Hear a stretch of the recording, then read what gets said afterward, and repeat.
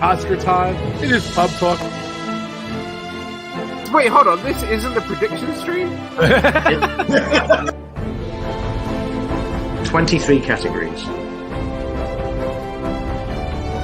If I take 18, I will be happy. I'm going to go one better than Adam. I'm going to say I'm going to get 19 out of the 23 right.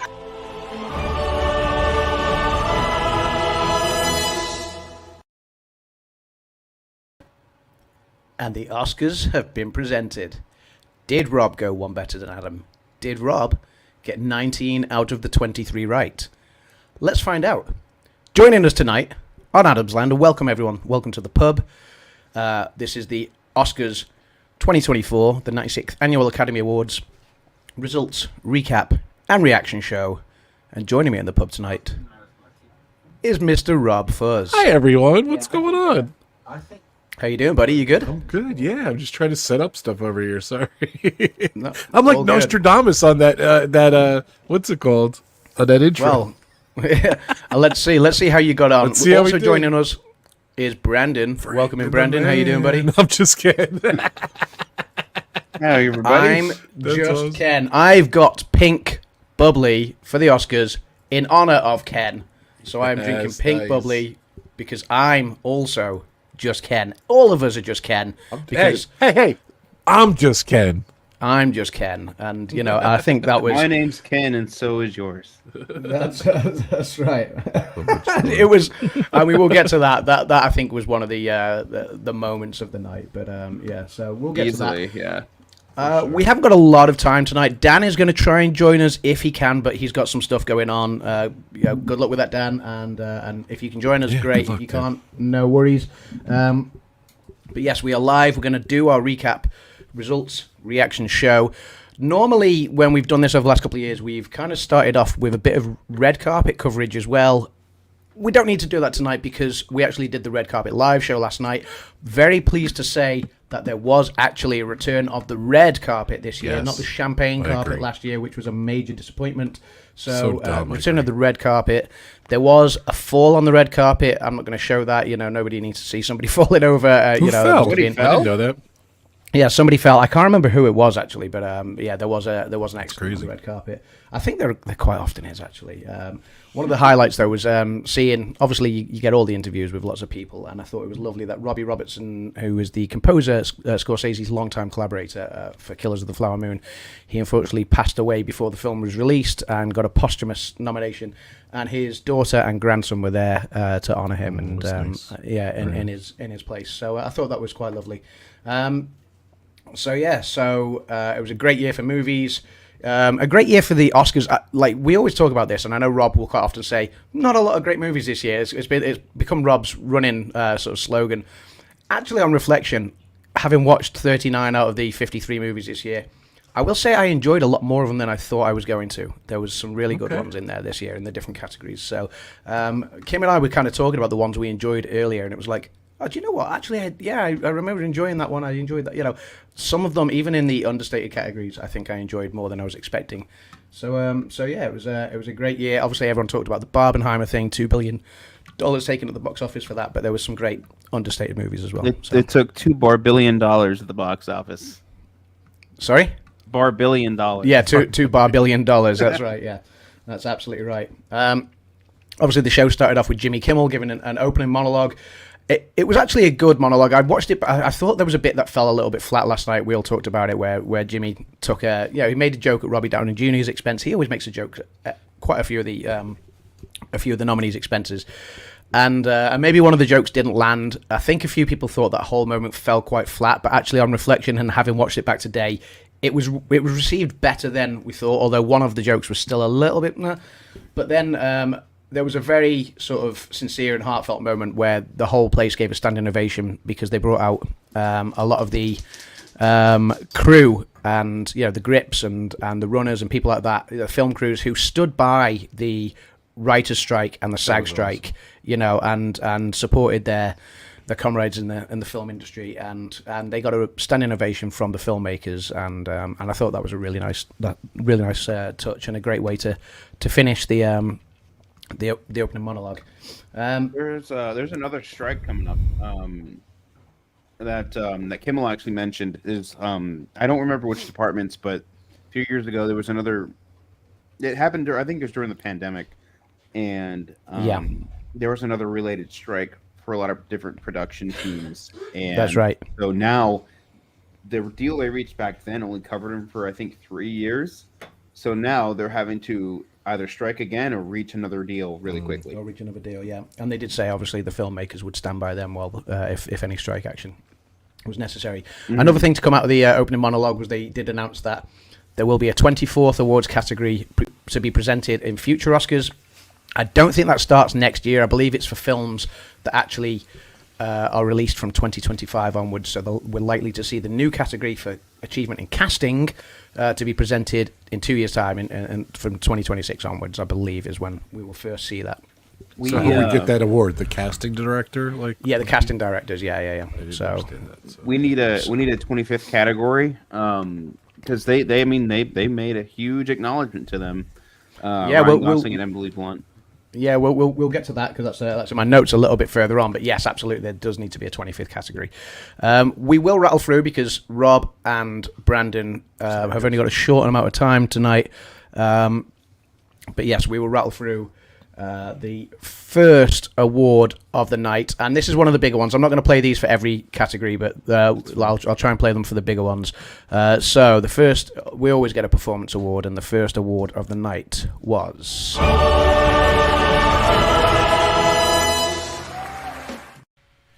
Here are the nominees for performance by an actress in a supporting role.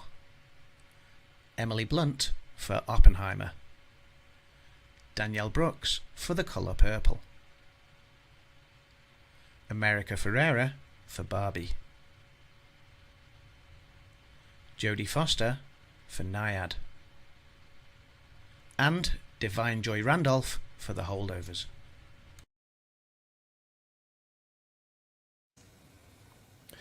Yeah, this one I think was a bit of a lock this year. We kind of all predicted right where this one was going to go. I think, well, certainly most of us did. There was 12 of us that entered the prediction ballot this year. The 4 normal people from Pub Talkers in the 3 of us here, and Dan. And then we also had JC, who joins us in the chat sometimes, Grace, who's in the chat right now, Noah from Disney's Adventures, Jim from More Sunshine Please, the artist formerly known as Disney Circus Girl Ray, Diz Tales, woo, yep, Movie Mania Nick, Pink Pam, and Kimmy joined at the 11th hour. Yeah. So yeah, and of the 12 of us, 9 of us got this one right. It went to Divine Joy Randolph from The Holdovers. A great performance. You liked this performance, didn't you, Brandon? Oh, I loved it.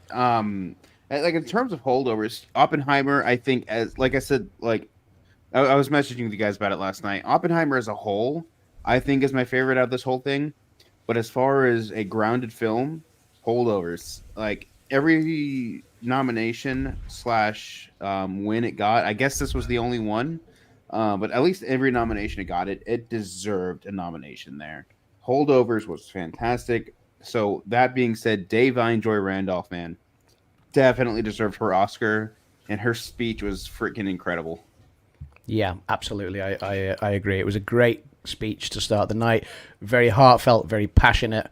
Basically the message was, about how she wasn't even going to become an actress at first. She was going to become a singer, but her mum kind of pointed her in the direction of the theatre across the road, and she was so thankful that she went on that journey, and and that she was kind of led to believe that she'd never get this opportunity, but actually, she did, and look at the reward she's getting for it now. What a journey for her, and it was a great opening speech to start the night, very emotional and heartfelt. So, something I'd love to mention is I loved the format they did it this year. They had different, like the way 5 of prior Best Supporting Actresses came out and just got to talk a big game about one of the nominees was beautiful. Yeah, which they used to do. They used to do previous winners doing that, and they hadn't done it for a long time. And it was a great format to have 5 previous supporting actress nominees come out, and each of them took a turn to talk about the 5 nominees for this year, about their body of work, or the work for the certainly the picture they were nominated for this year, and about them as a person. And it was just glowing endorsements, and it was really, really beautiful. They didn't do that for every category. Again, it was just for the major performance ones, the acting ones. And it was a long presentation, but it was a great way to start the night. It really was. Like that, them moving the show back an hour helped them so much. Yeah. But, what did you think, Rob? I loved it. Yeah, like, and it was funny because they had people that like knew the person. Like, not everyone had that, but like a lot of their friends, their fellow, like that was Joyce Divine's friend or something. What was the person who helped presented her? I forgot. I'm trying to remember who presented each one. But it doesn't matter. Like, they went to school together, so she kind of related to her, which was awesome. And she literally told the story, and she was like bawling her eyes out even before I felt kind of bad for her. They mentioned her first, so she started crying, and then she kind of calmed down because they went through all the other ones. But I don't think there was a dry tear in the house. It was pretty awesome. So she was great. I think that was one of the lock-ins yesterday that we all kind of knew she was going to win. But it was Lupita Nyong'o. Yeah. Yes, it was Lupita Nyong'o. Yes, it was. Thank you. Yeah, Brandon. and I couldn't think of her name. Yeah, it was just I really liked the way they opened the show with that. Obviously, like I said, they didn't do it for every category, but that was great. I was mixed about it. Be honest with you, I was just thinking about it too. I'm sorry, because sometimes they show them acting in the movies, and like a lot of people haven't seen them act in the movies, so I kind of like that too. But this was it was definitely cool. But you missed that element. You get to see their performances. I'll be honest. Yeah. I liked it more that they were more doing like a verbal description of how they were in the film, because it gets people's interest peaked to go be like, okay, now I'm going to go watch Holdovers. Now I'm going to go watch Barbie, Oppenheimer, yada yada yada. Yeah, I liked it, but again, I just missed that element that you see. I completely agree. So, I completely agree, but I think what they replaced it with was pretty good. It was neat. It was different. I feel like Angela Bassett was home punching the air when Jamie Lee Curtis walked out instead of her. That's that's right. And the five presenters were Mary Steenburgen as well, Lupita Nyong'o, as we said, Jamie Lee Curtis, Rita Moreno, and Regina King as well. So that was great. And Grace says, I love the prior winners doing the blurb on each acting nomination. They need to keep that. I completely agree. I know what Rob's saying about missing out on some of those just snippets of their performance. But that's just a minor snippet. If you want to watch their performance, go and watch their performances, because there were some great performances this year, especially in both of the actress categories, the supporting actress and the leading actress. I think the actresses outshone the male actors this year, in all honesty, across the board.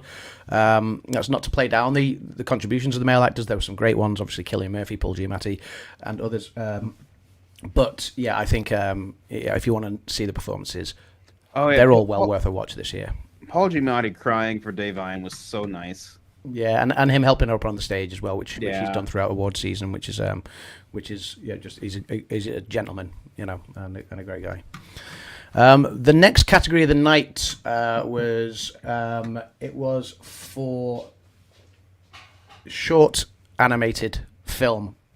Obviously, the nominations were Letter to a Pig, 95 Senses, Our Uniform, Pachyderm, and War is Over, inspired by the music of John and Yoko. And this was a kind of 50-50 race. This one wasn't nailed on like actress in a supporting role seemed to be. Divine Joy Randolph, it's worth saying, had won that award throughout all of the award season. Animated short film seemed to be a fine balance between, was it going to go to Letter to a Pig or to War is Over, inspired by the music of John and Yoko? And between the 12 of us, I think we had 1, 2, 3, 4, 7 of us went for War is Over. 5, no, I've counted that wrong. 6 of us went for War is Over, and 6 went for Letter to a Pig. I should have gone for War is Over.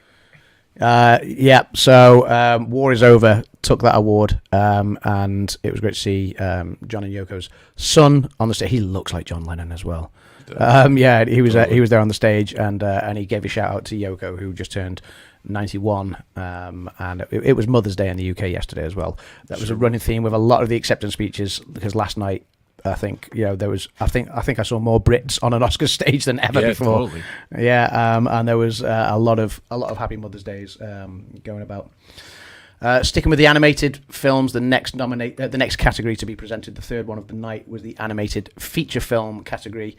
Again, this one seemed to be a 2-horse race. You had The Boy and the Heron, you had Elemental, you had Nimona, you had Robot Dreams, and you had Spider-Man Across the Spider-Verse. And again, our votes were split between Spider-Man Across the Spider-Verse and The Boy and the Heron. Miyazaki's retired twice and come back twice, but he said this was his swan song film again, and he won it for The Boy and the Heron. So if this is his final retirement now, what a moment to go out on winning the Oscar. Exactly. I don't like the amount of discourse that has come out about Spider-Verse losing. Like, the director was fine. Okay. He was like, hey, if you're gonna lose, at least lose to the GOAT, the greatest of all time. But Shamik Moore, who voiced Miles, came out super butthurt about it. He was like, we were robbed. He spelled a bunch of different names. He came out with a bunch of typos. He spelled robbed wrong. He spelled it robed with one B. We were robed. We were all well dressed. He said robed, and then tried to correct it, saying robbed. And then just went kind of on a rant about just him losing and about how Spider-Verse meant to a lot of people. Yeah, I get that. But as far as a film goes, Boy and the Heron, man, ran laps around Spider-Verse. And the thing with Spider-Verse is there is a lot of love for Spider-Verse in the Academy, and that's why this was a 2-horse race in the end. But everyone knows that this was Zaki's swan song. And I think he got a lot of vote from that because he's well revered for his craft. Spider-Verse, I think, has another film coming out next year or the year after, so it's going to have another chance for another. It took the Oscar last time. It's going to have another chance to win a second one. Yeah. So there's no confirmed release date yet, because originally it was supposed to come out this year, and then the writer's strike and all the different strikes happened, and then especially because they said it took about a year and a half to record voices just for Across the Spider-Verse. It's going to be a little while till we get beyond. Yeah, that makes sense. Okay. Yeah. So the next 2 awards of the night were the writing awards. I will play the intros for these ones, so we see the who was nominated. So starting with this one.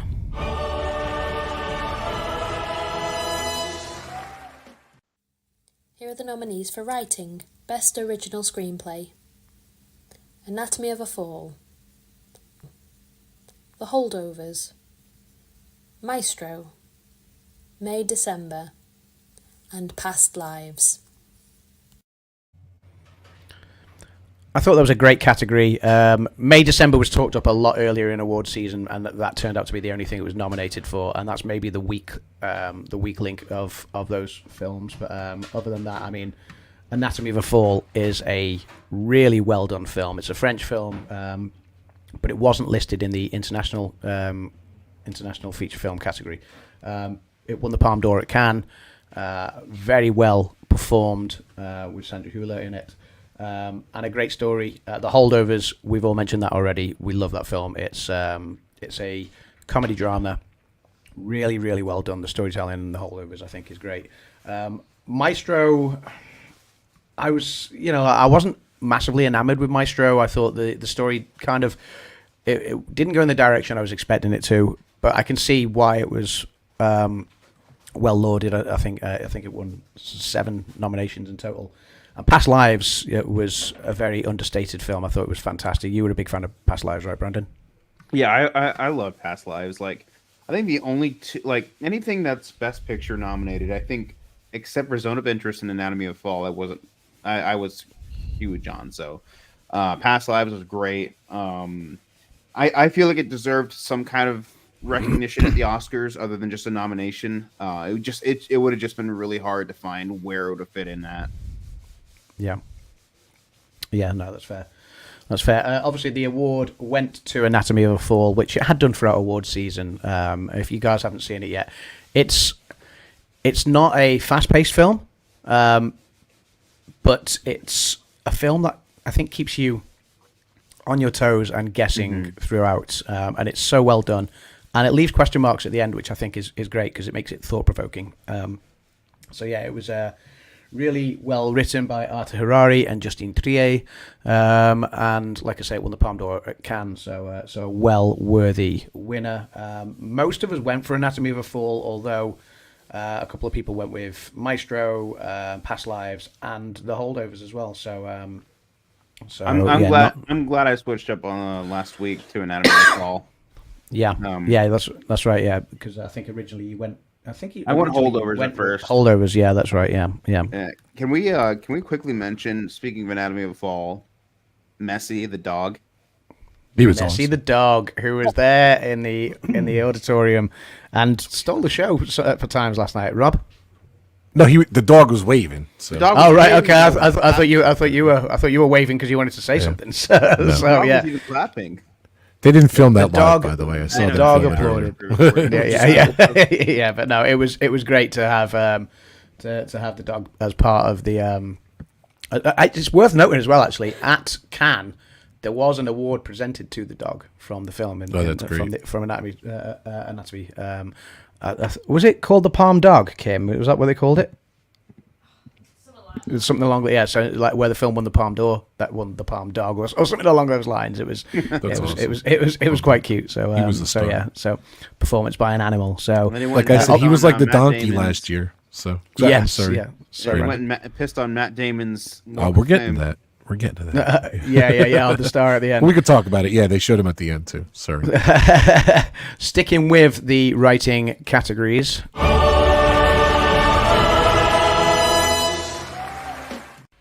Here are the nominees for Best Adapted Screenplay: American Fiction, Barbie, Oppenheimer, Poor Things, and The Zone of Interest.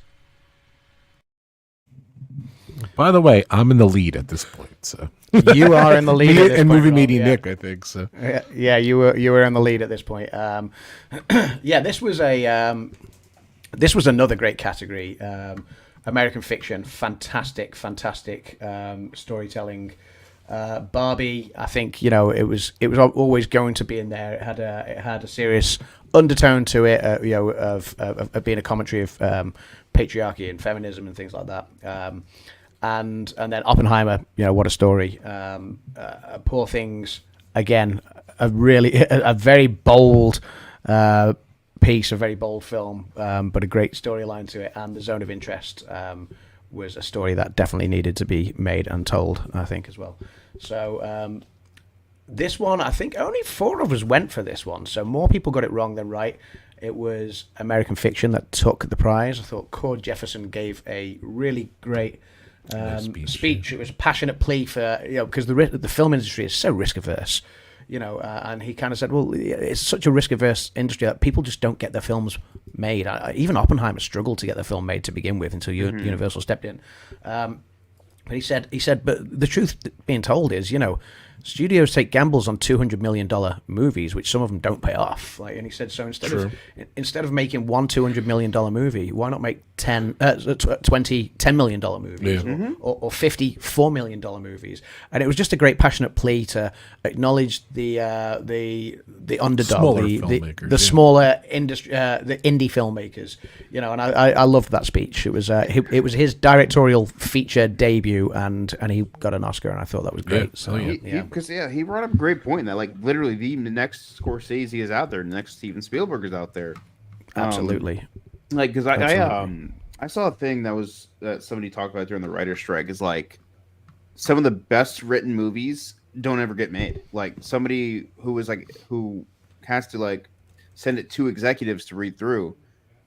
She was I've read some of the greatest scripts I've ever read, but since executives say no, it never gets made. And she was I've seen things that could combat Star Wars and Dune and all that.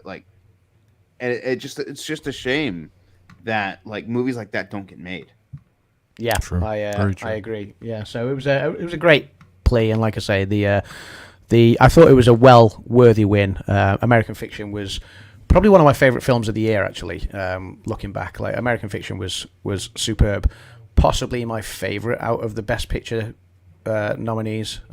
So yeah, I was really happy to see that one take the prize. Yeah. Yeah, the next three categories, they rattled through the next three very, very quickly, but they all kind of tie in well with each other. So the next three categories, you had makeup and hairstyling, you had production design, and you had costume design. All three of them won by the same film, so we'll reveal that one in a moment. So the nominees for makeup and hairstyling were Golda. This was its only nomination this year for Golda. Maestro, Oppenheimer, Poor Things, and one of Society of the Snow's 2 nominations, the other being Best International. And makeup and hairstyling, I think this one was the biggest surprise out of the three that were given. The nominees for production design were Barbie, Killers of the Flower Moon, Napoleon, Oppenheimer, and Poor Things. And the nominees for costume design were Barbie, Killers of the Flower Moon, Napoleon, Oppenheimer, and Poor Things. So the same 5 nominees. Now, I think everyone expected Poor Things to take the latter two, the production design and the costume design. I don't think many people expected Poor Things to beat out Kazuhiro, who was the makeup artist responsible for transforming Gary Oldman in Darkest Hour, and he transformed Bradley Cooper into Leonard Bernstein, and transformed Kerry Mulligan, showed the process of the sickness and stuff. You see the clips that they show is incredible, 100%. Yeah, that's it. And I think a lot of people really thought Maestro was going to take that, and that would have been Maestro's maybe only chance at winning an Oscar last night. But Poor Things beat that out as well. So Poor Things took all 3 categories there. Yeah. So I thought Poor Things was going to do good, like when I was predicting stuff. I didn't know how good it was going to do, and I knew Maestro wasn't going to do good. I'll be honest, and I just maybe I felt bad for it. Maybe that's why I picked Maestro. But like if it got, how many nominations did it get? It got a couple. So Maestro got 7. Maestro got 7 nominations. Like it's got to see some love, and I think maybe that's where people would put it. But nope. It seemed to be a 2-horse race, that one, I think. So like I say, a lot of people that was maybe one of the surprises of the night. Not the biggest surprise of the night, but it was one of the surprises of the night. But Poor Things, that's where the Oscars became a British invasion, because all of the crew on Poor Things were British. So you had the British makeup and hairstyling designers, you had the British production designers, and the British costume designers all up on stage, one after the other. The presentation, it should be said, for the presentation for costume design was a very funny skit in the night, presented by John Cena.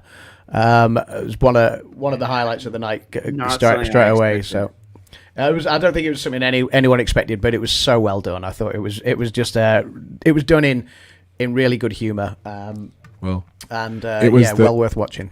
It was the 50th anniversary of the guy who streaked the Oscars. Like, it was a classic clip. That's right. So that's where it's that was the premise of him recreating it, though, which was kind of funny. So yeah. So Grace says Grace in the chat says John Cena for the win. Yeah. Absolutely. It was a great moment. So for those of you who missed it, obviously, like Rob says, it was the 50th anniversary of when. What was for a long time the most shocking moment in Oscars history, when a streaker invaded the stage as someone was about to present an award, and so John Cena, I think Jimmy Kimmel was teeing it up that John Cena was supposed to streak across the stage. Obviously, he was never going to do that, but instead he kind of moved across the stage with a very carefully placed, larger than normal presentation envelope, covering a certain part of a certain appendage, shall we say, and basically he was completely naked behind that, and then by the time they showed the 5 nominees for achievement in costume design, they'd managed to put like a toga around him, some sort of no, he didn't get it. It was like toga. It was like it was like curtains.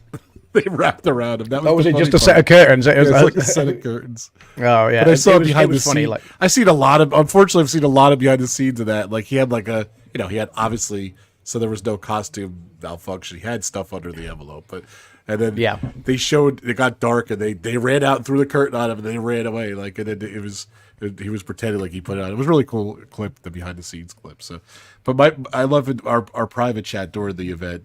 Brandon's reaction was in capital letters. He's butt ass naked. It's the best. It was great. It was Brandon's great. reaction was so funny. So It should be said. what? Reaction to what? Sorry, I'm Cena. John Cena Cena. being Yeah. naked. You're just butt Yeah, ass yeah. naked. You're like, Yeah, it was. bring Yeah. up chat. Great.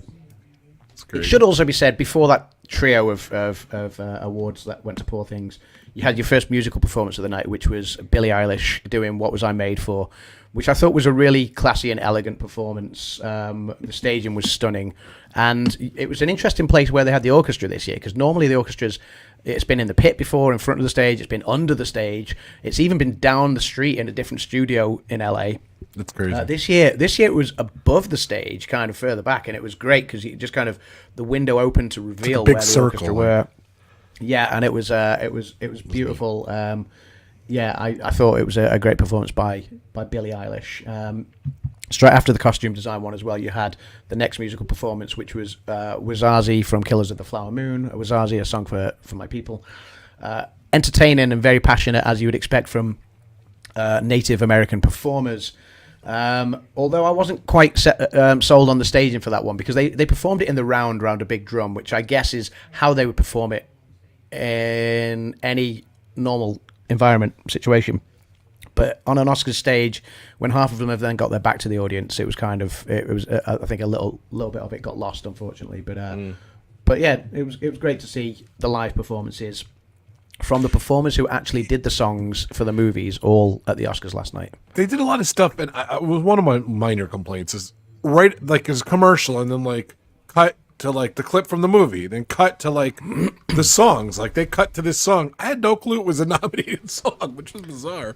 I'm like, is it a commercial break music? They're just paying tribute. And I'm like, oh yeah, they're nominated for a song. So because it was See, you mentioned this to me earlier today, and Yeah. I don't know if this is just the way ABC presented it, but actually, none of that, what you've described, none of that comes across on our UK coverage. So the UK coverage, they always go back to the studio with plenty of time, and as each performance kind of takes shape, it's not lost on you what's going on. It all kind of flowed and made sense really well. I don't think anything. Right, Brandon? kind of No, right? jumped. It would cut right from the commercial. No, it was like, because we live in the country of corporate greed, so they have to fit in as many ads as they can. yeah. That's fair. That's fair.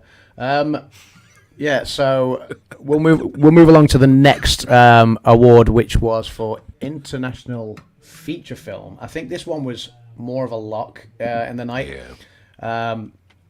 And I will say the winner of it was inevitable, because it was the only international feature film that was nominated for Best Picture as well. Wasn't my personal favourite, but I can absolutely see why it won this. So the 5 nominees were Io Capitano from Italy, Perfect Days from Japan, Society of the Snow from Spain, which was my favourite film of the year, actually. Like, of all the films, Society of the Snow was my favourite. The Teacher's Lounge from Germany, and The Zone of Interest from the United Kingdom. The Zone of Interest, most of us guessed that correctly, would win it. It's the 9th time a international feature film has been nominated for Best Picture in the same year, and as the only one that was in the running for Best Picture, it was obviously going to take Best International Feature. And it's a very... I know Brandon wasn't completely sold on The Zone of Interest. You didn't watch it all the way through, Brandon, right? I think you turned it off. I lost interest. I lost interest in The Zone of Interest. Yeah, do you know what? It's obviously a very hard-hitting subject matter. It's about the Nazi commandant who oversaw the Auschwitz concentration camp. He lived next door to the camp with his family, trying to lead a normal life while all of the atrocities were going right on over the wall. It's obviously a true story. It's really quite harrowing, but the brilliance of the movie is that the fact that they shot it completely differently to any normal Hollywood movie. They set up the cameras, like hidden cameras in the walls around the house, and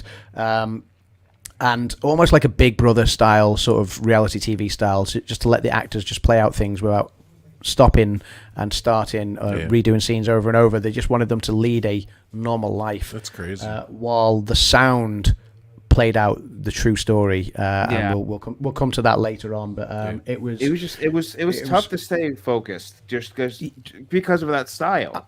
I agree. It was tough to stay focused. And there's one thing that happens in the film that isn't explained, and I had to look it up. And there was part of the film cut to something that it was done in like a negative style. So the screen was black with almost, think of like a camera negative, where all the color's taken away. The screen's black with just white silhouettes of people. And it was a white child running around. So I took it to be like some sort of dream sequence to begin with.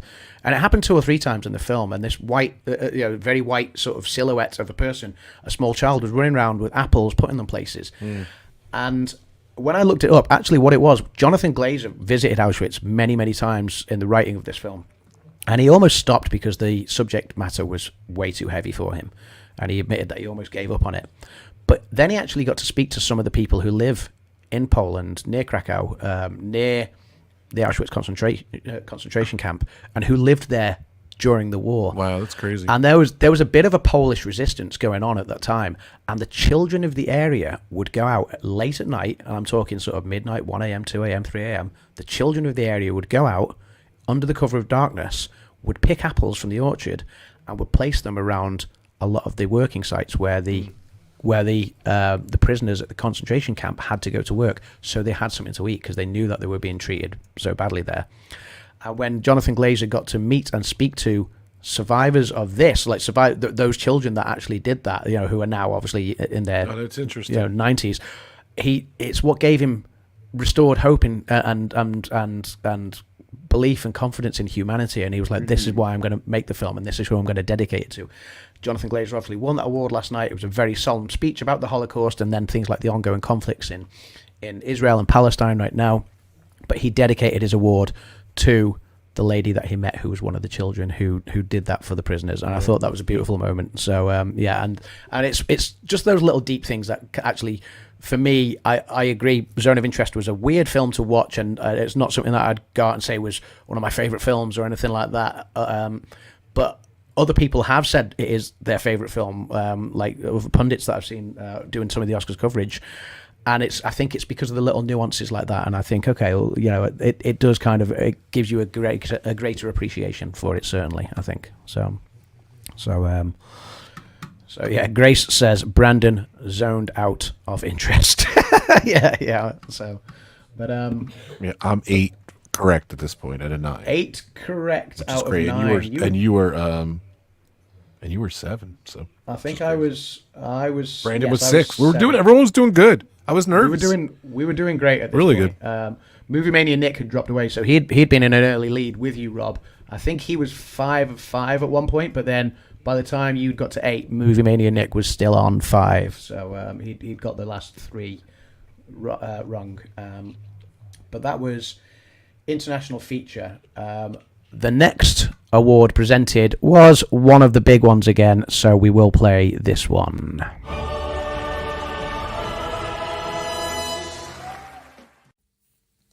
Here are the nominees for performance by an actor in a supporting role. Sterling K. Brown for American Fiction. Robert De Niro for Killers of the Flower Moon. Robert Downey Jr. for Oppenheimer. Ryan Gosling for Barbie. And Mark Ruffalo for Poor Things. Are we really at this category already? We are really at this category already. Yes. Wow. So this was the. I think the. They still do this kind of early, Brandon. Still got a long way to go. This was the 9th. No, the 10th. The 9th or the 10th one presented of the night, and it was. Sorry. I was gonna say very much deserved. Very much deserved. Yeah, it was this one was a good category. I felt some of the performances this year were fantastic. Sterling K. Brown was great in American Fiction. Had some of the best dialogue I've heard anyone have in a film. Like it was really comedic, really great comedic timing with his delivery. But kind of also had this character who sort of had his own personal story going on, sort of bubbling on under the surface. So I thought Sterling K. Brown's performance was fantastic. Robert De Niro in Killers of the Flower Moon again was a great performance. I thought. Mr. No Smile. Mr. No Smile. He did actually smile. Like if you look back to where Tim Robbins made a faux pas, because obviously again you had the 5 performers on stage presenting this category. So you had the winner. Ki Hoi Kwan. You had Ki Hoi Kwan, who won last year. Obviously, they're presenting. Short round. You had Tim Robbins talking up Robert De Niro, and he said Oscar-winning performance. So then he kind of Oscar-worthy performance, and that did draw a smile from De Niro. Who else did you have on stage? I think you had Sam Rockwell talking about Robert Downey Jr. I can't remember who. Was it Matthew McConaughey or was McConaughey? No, McConaughey was for leading Actor. actor. Yeah, I can't remember who talked up Gosling and who talked. Ruffalo was Mahershala Ali. Mahershala Ali talked up Mark Ruffalo, whose performance in Poor Things was fantastic. I can't remember who spoke about Ryan Gosling's performance. But again, they were all great nods to their performances and to them as actors and people. The winner in his 3rd Oscar nomination, Christoph Waltz. Christoph Waltz, was not the winner. Christoph Waltz was who talked up Ryan Gosling. Sorry, I pulled it up. I didn't know who that was, by the way. He Yes. he was in Django Unchained. Okay. He was in Doesn't matter. was But it Hateful Eight? Yeah. I can't remember if if he was. Yeah, Glorious Bastards. that's right. Yeah.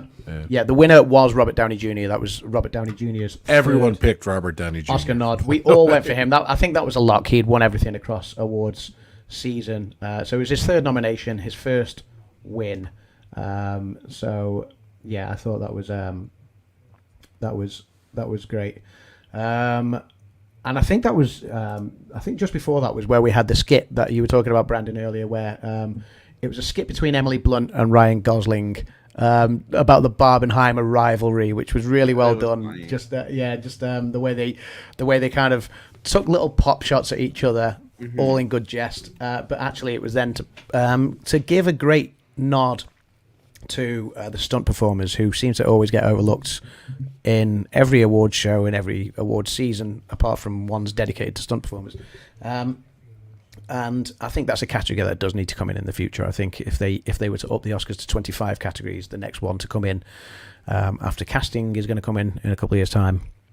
I think they need to bring in an award for stunt performers as well, because they obviously bring the realism to a lot of films.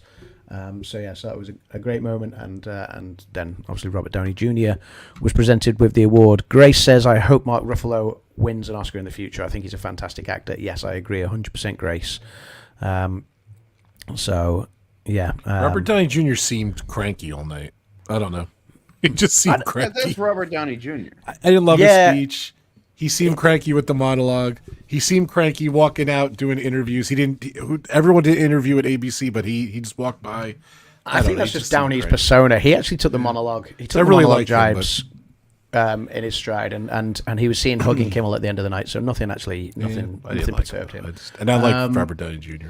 Yeah, but because Downey actually got some flack in the press as well for the way he received his Oscar from Ke Huy Quan, and I think he was just trying to keep the moment going rather than anything else. I think people kind of compare the difference between, I think if you see when the Best Actress and Best Actor won their respective awards, they shook their hands or hugged each of the 5 presenters on stage, which Downey kind of didn't do. But I think it was just very much swept up in the moment and trying to give his speech for to keep things going. Who knows what because obviously these presentations for the actors were long and drawn out because you had the 5 former winners on stage presenting. So each of those categories was very long and drawn out. I didn't read any negativity into the way Downey received the award, and certainly there's a photo of him afterwards, actually with his arm around Ke Huy Quan. So there's definitely no negativity there. So I think that was just the media trying to create a storm in a teacup. Basically, there was nothing. British saying. He has been having the career of his life, honestly. Like, he won Best Supporting Actor last year, and then literally the Harrison Ford got to announce everything everywhere all at once as the winner, He got to go up there, hug Harrison, and then he got to play in Loki, and he has a couple more roles coming up. And then He's this awesome. year, he I got love to him. present the award to freaking Iron Man. Like Well, I that's, don't, they always do that. So Yeah. I just think it's so the winner great. always does that. So yeah. Yeah. Yeah. But yeah, it was a really I love Downey's speech. I think he Yes. was very long overdue for an award. Yeah, well, he was nominated, I think, previously for Chaplin and for Tropic Thunder, of all things. So this one I think was slightly more deserving than maybe Tropic Thunder. I love his performance in Tropic Thunder. Don't get me wrong, but yeah, this one I think he did deserve it. His was a good performance. Wasn't necessarily my favorite performance, but his was a good performance, and it seemed to be a lock throughout award season. Yeah. Yeah, the next award of the night went to Achievement in Visual Effects. So you had The Creator, you had Godzilla -1, you had Guardians of the Galaxy Volume 3, Mission Impossible Dead Reckoning Part 1, and Napoleon, all nominated. We voted between the 12 of us. I think everything was picked except for The Creator, although from the buzz I kind of felt, I think there was a lot of love for The Creator, although that wasn't the winner of the night.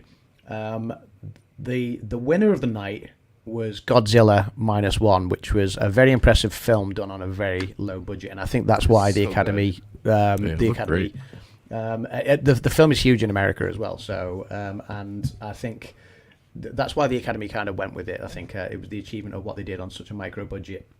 It should be said, thoughts go out to British visual effects worker Neil Corbould, who was nominated 3 times in that category last night because he worked on The Creator, he worked on Mission Impossible Dead Reckoning Part 1, and he worked on Napoleon. So he had 3 rolls of the dice and he still lost out to Godzilla -1.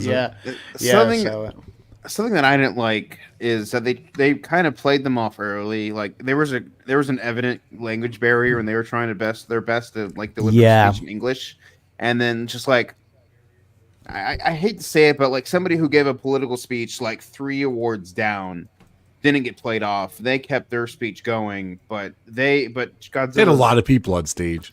They were done dirty. It was so sad. I hate it when people get played off because everyone's got this is their moment for their chance to say something, and especially people who are behind the camera, By the way, are, not front and center all the time. Give one of them the their chance to presenters have got their moment. played off.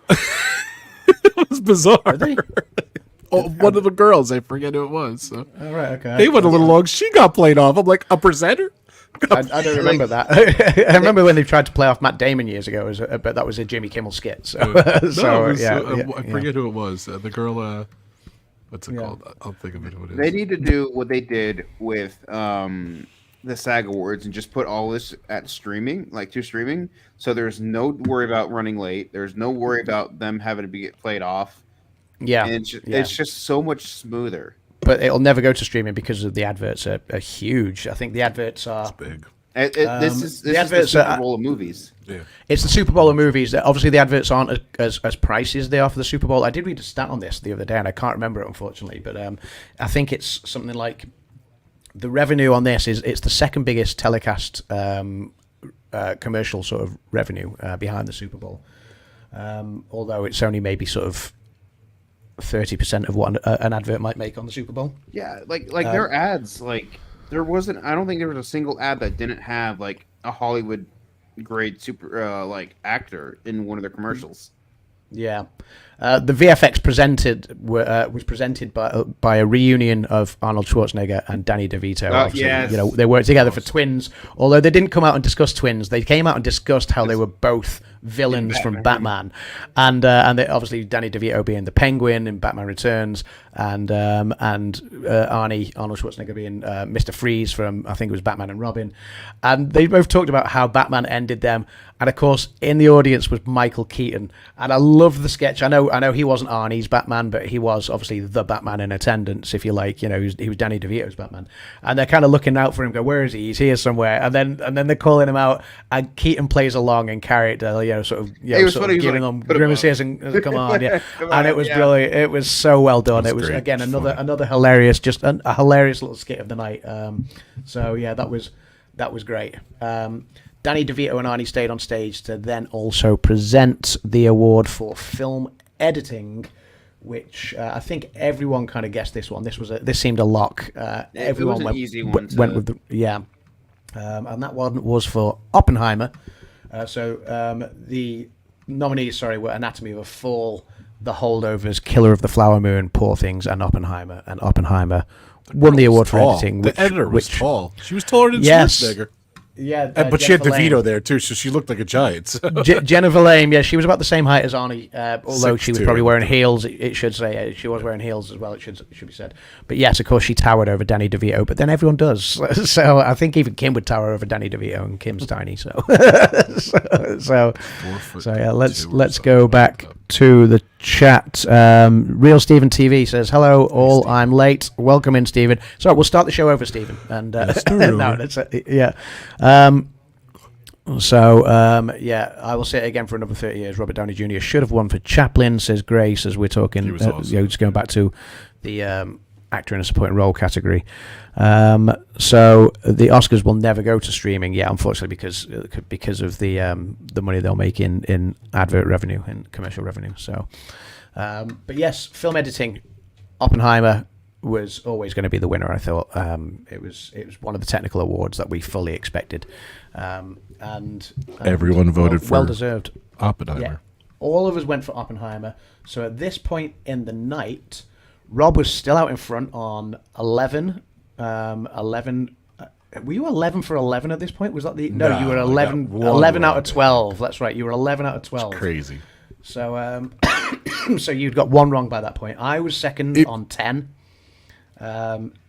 Brandon and JC were then in third on 9 each. Jonathan, and then you had Grace, Movie Mania Nick, and Kim all on 8 apiece, with Dan and Jim from More Sunshine Please on 7. By the way, if you guys watch the red carpet show on this very channel, Adam, what did you ask me during the little bit of time I was on? You're like, how is your confidence today? I did ask you how your confidence was, yeah. And I was like, not confident at all the morning before. So I was shocked how good I was doing at this point. So. Which I've said in years gone by as well. I mean, sometimes you make your picks and you're like, yeah, I'm really confident with these. And it's easy when all of the categories look like they're going to be a lock. But there was so many locks last night. There were locks like, Downey Jr., Divine Joy Randolph, film editing, for example. They were locks. We all knew where they were going to go. But there were so many 50-50s as well. Makeup and hairstyling, animated feature, things like that just seemed to be balanced on a knife edge. Actress in a leading role was probably the closest race of the night, and we'll get to that one. But yeah, there was so many that were you just didn't know how they were going to go, and it could tip your ballot one way or another. You could pick all day long, but you're right. You have no clue the way it's going to go. Like in my mind, I always think I know the way things are going to go, but whenever that happens, it does not go right in my book. Yeah.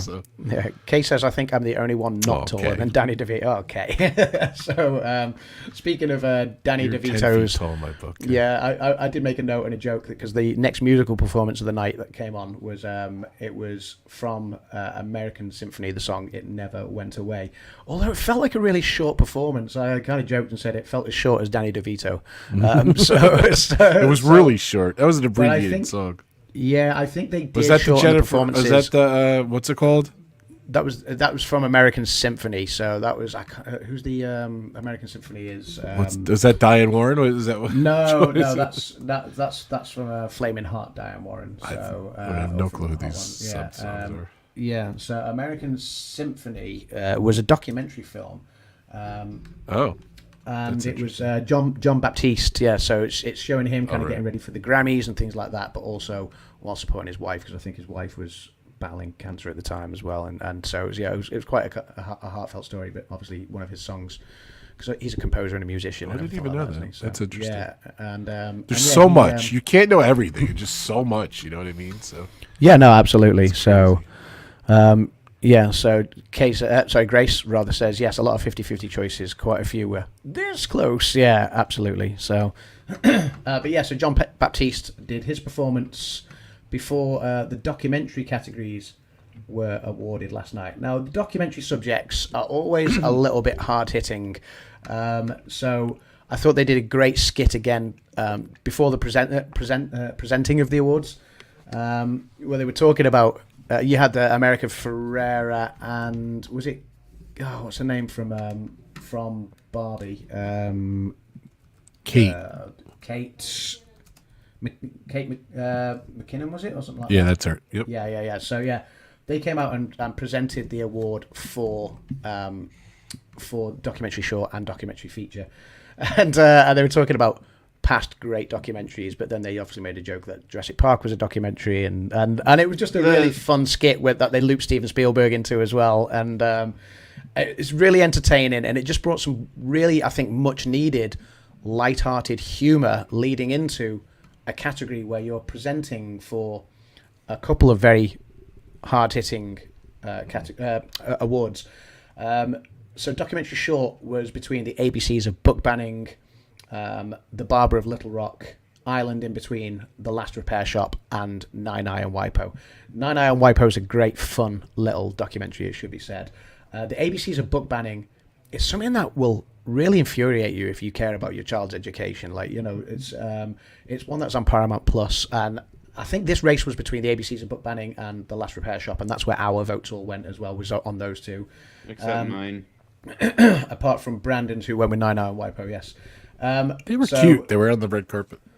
Yeah, The Last Repair Shop it's a great story about people who repair and refurbish old musical instruments instead of having them slung away, and they then go to underprivileged schools, so everyone gets a chance to learn music, which I think is a wonderful thing. The ABCs of Book Banning is about books that are banned in the education system in America that just really have no right to be banned. You know, you shouldn't ban people from reading based on subject matter, but some of it seems to be choices made out of xenophobia and maybe bigoted choices and things like that, and homophobic choices and things. And I think it's awful. So two documentaries well worth watching, both of them well worthy of a win. The win did go to The Last Repair Shop, and I thought it was great that you had one of the girls. She was only 12 years old. She plays the violin in that documentary. She was up on the stage, just having the night of her life. She looked absolutely beautiful, and I thought that was a lovely moment. Yeah, like I would have voted for that if I knew that girl was there. Yeah. Yeah, Grace says, is Jeff Goldblum real? No, that was part of the skit about Jurassic Park, and that was great. Yeah. And Spielberg was way into it, like you said. It was funny. Yeah. Then they presented the award for documentary feature, and I really liked this category this year. I saw 4 out of the 5 documentaries. The only one I didn't see was The Eternal Memory. But Bobby Wine, the People's President, that's a political one based in Africa. And then you've got 4 Daughters, which I saw. I went to the world premiere at in Cannes. I was rooting for that one before award season, but then I actually watched To Kill a Tiger, which will absolutely make your blood boil with rage if you watch that one. But it's one that should be watched. And then I watched 20 Days in Mariupol, which I genuinely shed tears over, and I think everybody should watch that. It's a really hard-hitting piece on the Russian invasion in Ukraine. It's graphic, it's grim, and obviously that's what won it. 20 Days in Mariupol, well deserving. It's the first winning Oscar, the first Oscar win for in Ukrainian history. But the receiver of it said, I'm probably also the first director on this stage that says, I wish I'd never even made the film. You know, he'd obviously exchanged that Oscar for Russia having never invaded the Ukraine, and it was a very somber and solemn sort of acceptance speech. But I think one that everyone kind of, you know, sort of stood and applauded and supported. You know, his message about filmmakers needing to tell these stories, because stories, you know, the films create memories, and the memories create history, as you know, because filmmakers have the power to reveal the truths, and that's what they obviously did there. So yeah, Makes That me one want was, to see all those. Yeah, I highly recommend watching it. The next award of the night went to cinematography. This one felt like a lock, although I thought there was some great cinematography in some of the films this year. So the 5 contenders was El Conde, that was its only nomination this year. You had Killers of the Flower Moon, you had Maestro, Oppenheimer, and Poor Things. Oppenheimer won it, which we all predicted, and Oppenheimer's cinematography was great. I personally preferred Maestro's cinematography. What do you think, Brendan? Poor Things as a whole for cinematography, I think would have been my pick, like of what I wanted to win. But I knew I like we all said. Obviously, we knew Oppenheimer was going to win. My personal pick would have been Poor Things, though. Okay, what about you, Rob? Yeah, I didn't pick it, but Poor Things was a good pick too. But I felt at this point Oppenheimer was going for it. So Yeah, Oppenheimer was taking the technicals, wasn't it? So obviously, it's taken editing. It took cinematography. So you kind of saw where the night was going because usually the technicals lead to usually a foregone conclusion. Not always. Power of the Dog versus Coda should be a timely reminder of that, as well as La La Land versus Moonlight. But certainly, yeah, Oppenheimer taking cinematography was kind of one that we all predicted, which at this point, Rob and I had tied by this point. We were on 13 apiece because Rob had got documentary short wrong. You'd gone for the ABCs of book banning instead of The Last Repair Shop, which I went for. We both went for 20 Days in Mariupol, and then we both went for Oppenheimer in cinematography. So we were both out in front on 13 with JC on 12, and then you had Dan, Brandon, Grace, and Kim all tied in third place with 10. So it was so funny. At this point, I saw how close it was, and I knew we're so close together. So I start counting. I counted like 6. I think I have a lock in, and it literally was down to. We'll talk about it later, but 2 choice, like it was so close. But like everyone was so similar on all the picks. Like these next 5 or 6 really didn't matter. You know what I mean? Because it was a wash. Because they were pretty much we picked the same things. Like a lot of people picked the same things. So we were on the same funny. for a lot, and I think by this point I was kind of looking ahead and thinking. Either Rob's going to win it by 2, or I'm going to win it by 2, or we're going to tie. And it was so we'll get to that. But it was looking close. The next category presented was live action short film, which the nominees were The After, Invincible, Night of Fortune, Red, White, and Blue, and The Wonderful Story of Henry Sugar. I saw 3 of these. I saw The After, I saw Night of Fortune, and I saw The Wonderful Story of Henry Sugar. I really enjoyed Night of Fortune. It's a Danish comedy drama. It's only short, but it's got a kind of serious.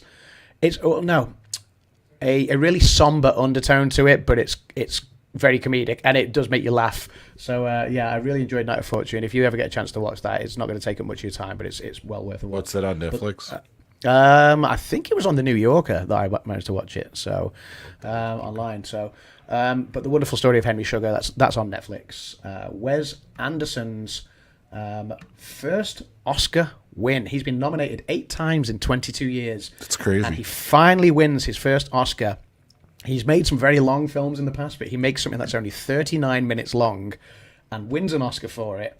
And he wasn't there to receive it because he's in Germany shooting another movie at the moment. I saw that. Started today. This is like literally doing it now.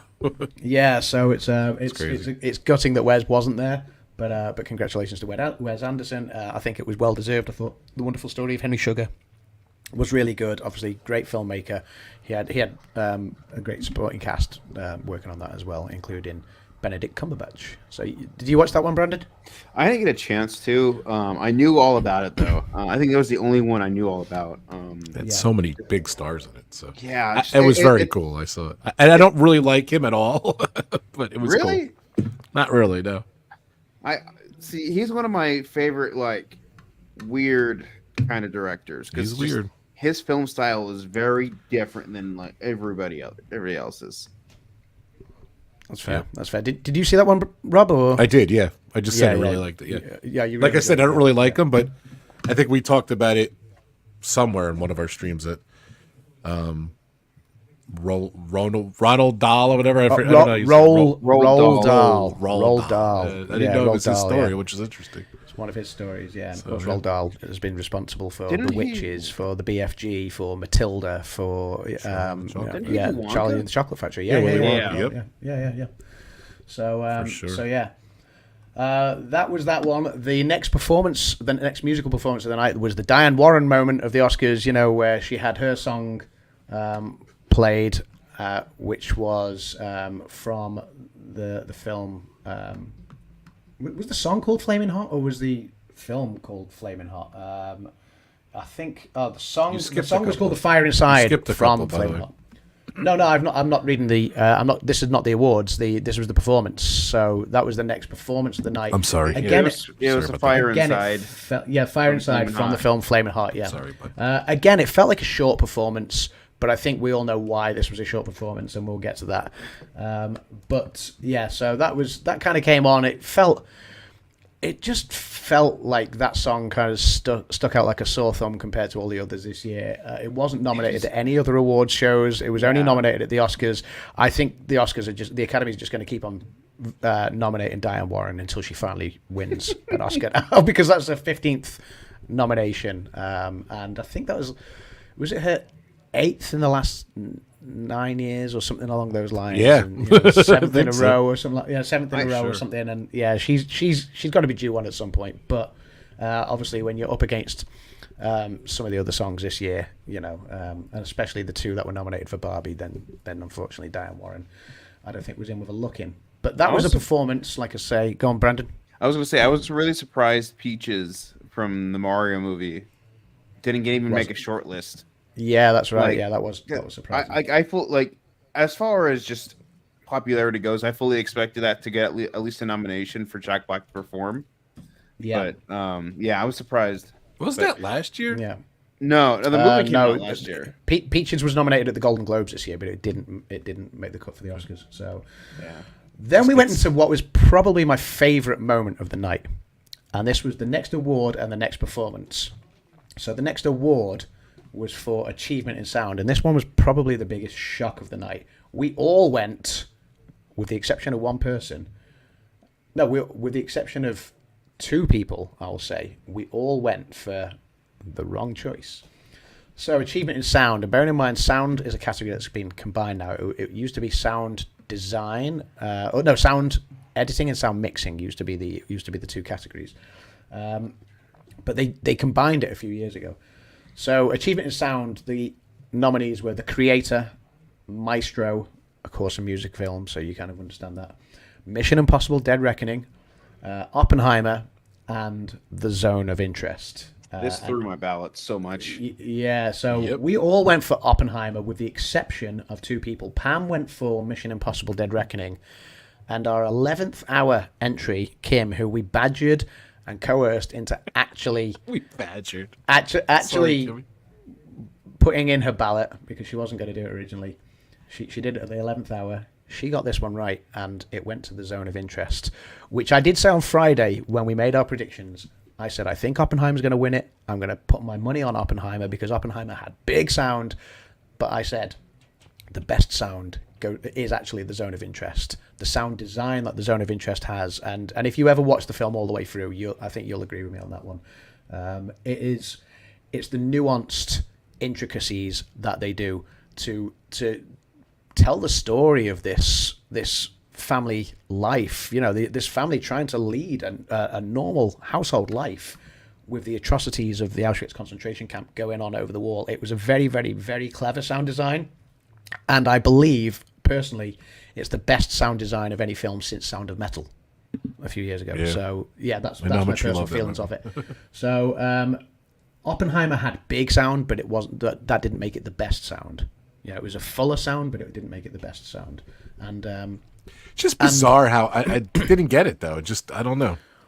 Well, when Zone of Interest won it, they said thank you for listening to our movie, because that's basically why it won it. For sure. If you watch the movie, and I think that's probably why. Like I know this was something Brandon kind of didn't like. Like the first 4 minutes of the movie is just all black. It's just like a grey screen, and it's just audio. But that's why you're just hearing things, and then that continues while they're in the garden doing the gardening, while they're in the while the kids in the bedroom playing. You can hear all of the little things going on in the concentration camp, and it's really, really clever. And that's why Zone of Interest won it. People watched that movie and they listened to that movie. And I know Brandon kind of said last night, "What, Oppenheimer was robbed?" And I said, "Sorry, dude, I disagree. I thought Oppenheimer was going to win. I put my money on Oppenheimer last night, but I was actually really pleased to lose that category because I thought Zone of Interest was the deserving winner." Yeah, I told everyone at my party that what you said about that, and you could hear it when they played the sound effects. Everything was cool. Yeah, it was very, very, very well done and very, very well deserved. It was probably the biggest surprise in terms of winning in the night, and I was really happy with that. And as soon as that award was presented, then it went to the performance of the night as well.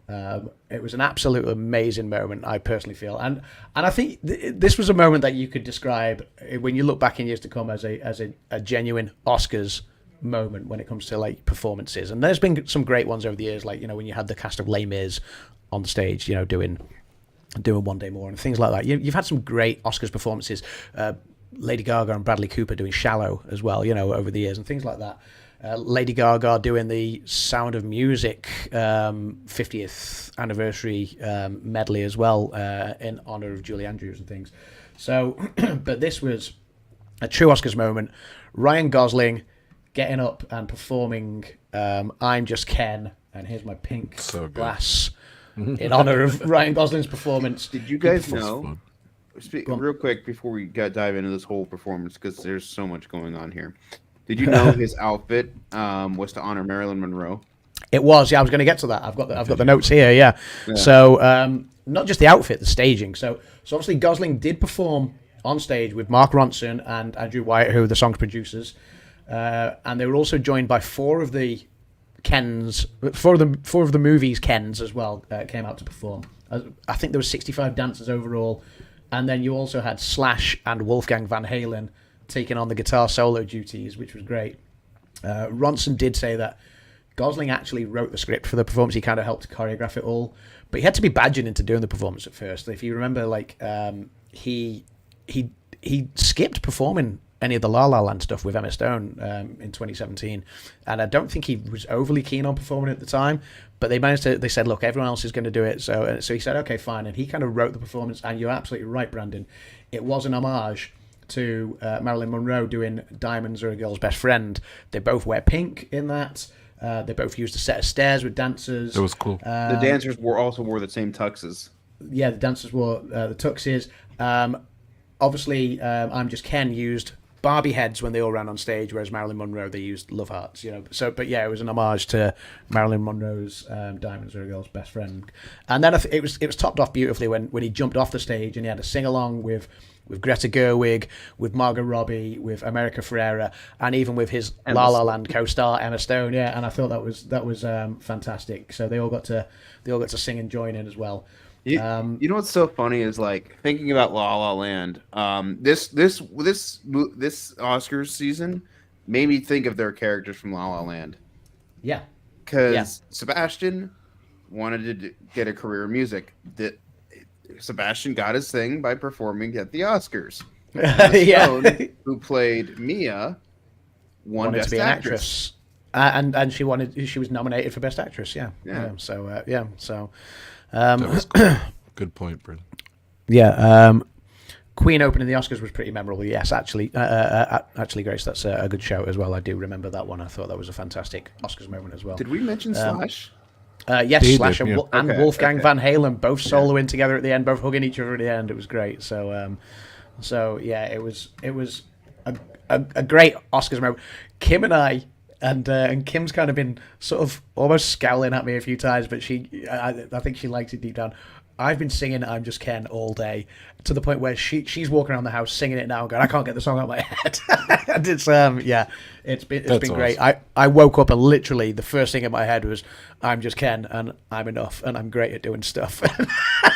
So it's rapidly become one of my favorite movie songs in a while. So I did thoroughly enjoy that. That was a great moment of the presentation of the award for sound, and then the final performance of the night before you went into the 2 musical category awards of the night, which were for Best Original Score and Best Original Song.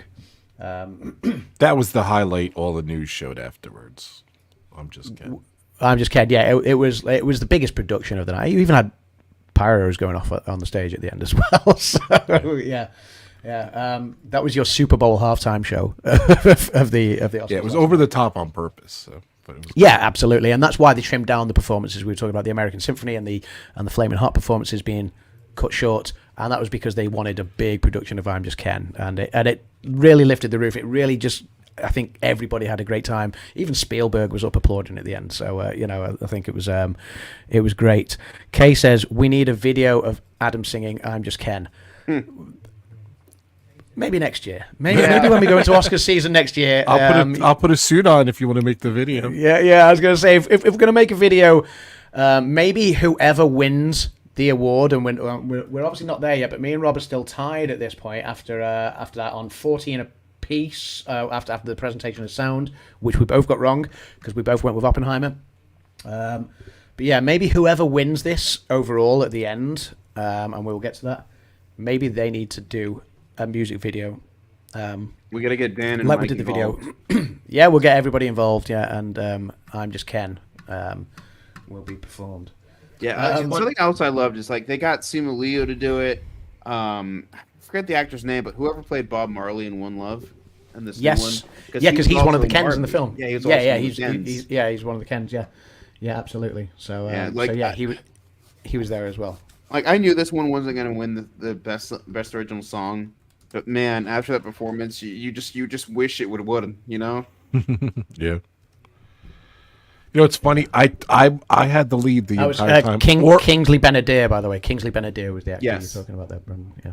I had the lead or was tied with Adam the entire time up until now, too. Up until now, yeah. The next performances, next awards of the night.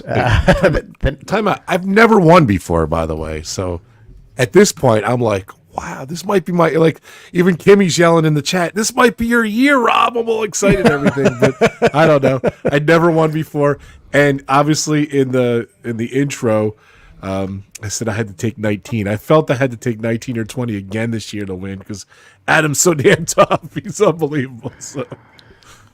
Well, at this point, we were on and 14 Brandon did awesome this year, too. Just a little everyone back, did really whatever. well Yeah, everyone did really well. So. Everyone did really well. We'll give out the final scores at the end. But we went into Best Original Score and Best Original Song. They were both presented next. So, original score, you had American Fiction, Indiana Jones, and The Dial of Destiny. John Williams getting another nomination and being the oldest nominee of all time, the oldest living nominee.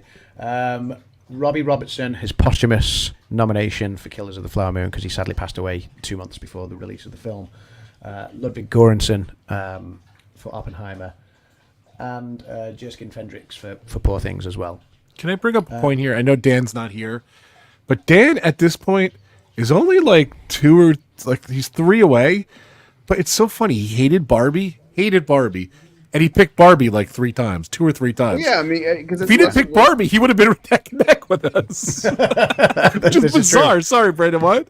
Oh, I was gonna say it's I mean, because it's more of what you think would win. But yeah, no. Had he gone, I was surprised about that because I was going through everybody's ballots because we kind of talked about it last week. But man, yeah, that was certainly interesting. No sense to me, but it was certainly interesting indeed. But yeah, so. Original score went to Oppenheimer. Ludwig Göransson. He is so amazingly talented, actually, as a composer. He's got a great career ahead of him, and yeah, he took this score. All of us went with that one as well, with the exception of Pam, who went with John Williams. I would have loved Way to to go, have seen Pam. I John like Williams. John Yeah, Williams. I would have loved to have Pink seen Pam. John Williams take it. We also actually, Kim and I both said we actually really liked Laura Cartman's score for American Fiction as well. That was a great score. So yeah, it was a great category this year, but Ludwig was always going to win that one for Oppenheimer. And then we had Best Original Song, which Wait, which real we quick, had- what else has that guy won for? He's won other Oscars, hasn't he? Ludwig won, I think, for Black Panther. Okay, yeah, I recognized him, or he's been. Yeah, Did been he not around. score Dunkirk as well? Yes, he did Dunkirk. He did Black Okay. Panther 1 and 2. He did Mandalorian. He's done a lot. He did Tenet. He's done a lot of scores. Yeah, he's unbelievable. Yeah, like he's been Nolan's guy for a while. But like, you know what's crazy is Hans Zimmer was actually busy.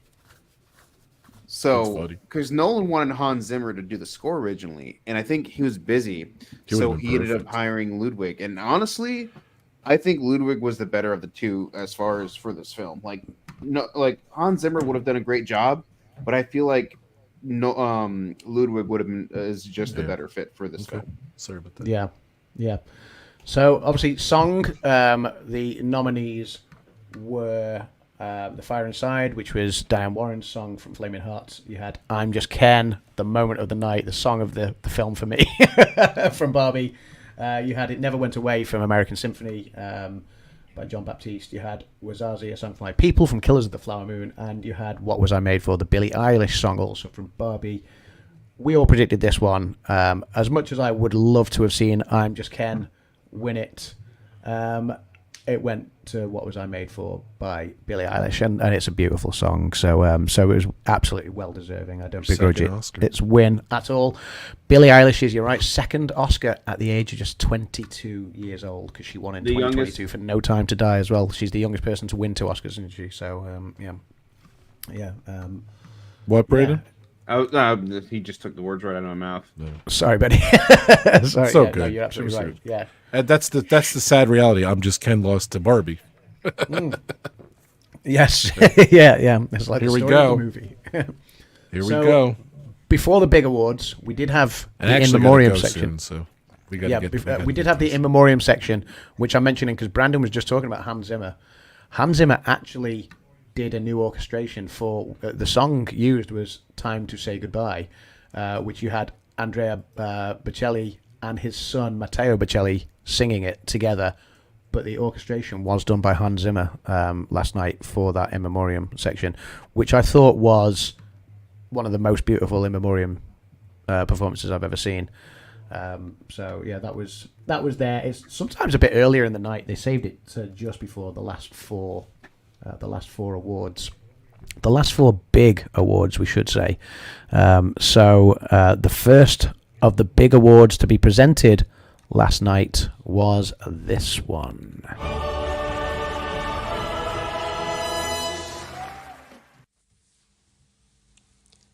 Here are the nominees for performance by an actor in a leading role. Bradley Cooper for Maestro, Coleman Domingo for Rustin, Paul Giamatti for The Holdovers, Cillian Murphy for Oppenheimer, and Jeffrey Wright for American Fiction. A great category, some great performances. I loved the performances of. I thought Bradley Cooper was great, bringing Leonard Bernstein to life. I thought Coleman Domingo was fantastic in Rustin. There's a film that obviously it was its only nomination for Rustin, but it was a great ensemble cast and a great performance. So I'd recommend watching that. Paul Giamatti in The Hangovers, The Holdovers rather. Paul Giamatti in The Holdovers was That's your superb. movie, The Hangover. The Hangovers, yeah, that is, yeah. He would be Cillian- great in one of those movies. Yeah, I've lived it all too many times, too often. Yeah, it'd be method acting. Cillian Murphy in Oppenheimer was superb, as was Jeffrey Wright in American Fiction. Although this one felt like a lock, all of us bar one went with the winner. Rob, what did you go with? You know what I went with. All right, so to be honest, I did my nominations. Everyone did them like they're supposed to be in last Thursday night. Everyone did it like Wednesday, Thursday. I did mine like 2 weeks ago. I seriously did. I filled in everything but Best Actor. So I kind of I knew, I read and I knew Paul Giamatti won a lot. I don't know how to say his name still. Cillian Murphy won a lot too. Killian. Killian. Sorry. Killian. Killian's drink. And I'll be honest, I read if he wins the SAG, he's a lock for the Oscars. So I'm the idiot. I took a gamble. And of course, I tried to go with everyone I think was going to win. But for this, in my heart, I really wanted Paul Giamatti to win. And for Best Actress, I really wanted Emma Stone to win. So I picked Emma Stone, Paul Giamatti. So definitely was a gamble. And I'd be honest with you, I knew we were going to be in this position right here. I knew it. I knew we were going to be tied because I didn't see Adams. I don't think I saw Adams at all. I entered mine. I put mine in first. Adam was towards the end. And he literally sat there, and I watched him do it. But he just kind of knew what he wanted. So, but I knew we were going to be very close, if not tied, at this point. And sure as hell, I'm the only one out of everyone who picked Paul Giamatti. And you know what? My theories a lot were right. You know what I mean? Because I did so good the whole time, and I'm like, wow, I actually picked them. Some of the close ones, some of my theories, some of my gut reactions, some of my gut feelings. So right at this point, the holdovers really didn't get much love. Obviously, Best Supporting Actor. So I was like, she got it, so maybe he would, but who knew? In my opinion, Murphy was probably going to win, but I definitely took a gamble there, 100%. You took a gamble, and it was I applaud you for taking that gamble. Thank you, I appreciate it. We all went with Cillian Murphy because he had swept awards season. Obviously, Paul Giamatti had won at the awards where they split the categories, so he had won a Golden Globe, he had won a Critics' Choice Award, and there was, by all accounts, a late swell in support for him in the week running up to the Oscars. There was a late surge in support for Paul Giamatti, so people were talking about the potential for an upset last night. I just think that late surge came a little bit too late in the awards season. Cillian Murphy had taken it everywhere else, and obviously he took this one as well. He gave a great speach, obviously. So now, by the way, Adam's winning at this point, 17-16, because I got it wrong. Yeah, I took the lead at that point, yeah. So Brandon's at 14, so JC 16. Cillian gave a great speech at the end as well, sort of saying, for better or worse, we're now living in the atomic age, and so he dedicated his award to all of the peacemakers in the world, which I thought was, a nice little touch. I think it should be said, people expected a lot more political messages last night, especially given things like the protest before the ceremony started, for ceasefires, in Gaza and things like that. It was all done very, very subtly last night because most of the people in the audience were wearing small pins that were about requesting a ceasefire. So I thought they were Tomorrowland pins. I didn't know what they were. So they almost looked like the poppy, the poppy that you see. They look like the poppy pins. I agree. They almost look like the poppy. Yeah. But it was obviously for peace in the Middle East with Israel and Gaza and Israel and Palestine in Gaza, and asking for a ceasefire. So I thought it was nice that not everyone got on stage and gave an angry rant about that. Instead, they just did it very subtly and quietly with that, showing their support. But yes, Cillian Murphy obviously won that one. They didn't go straight into actress, though, next. Like, normally they put actor and actress together towards the end, but before they presented actress, they presented...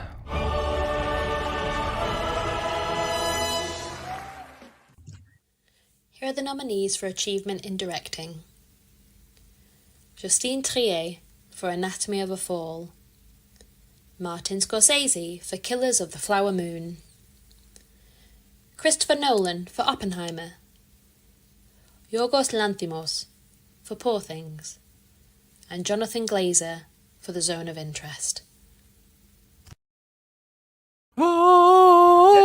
I love the music. Sorry. I'll be honest. This was a really tough category. I feel like I knew who the clear winner was, but every director here deserved their nomination.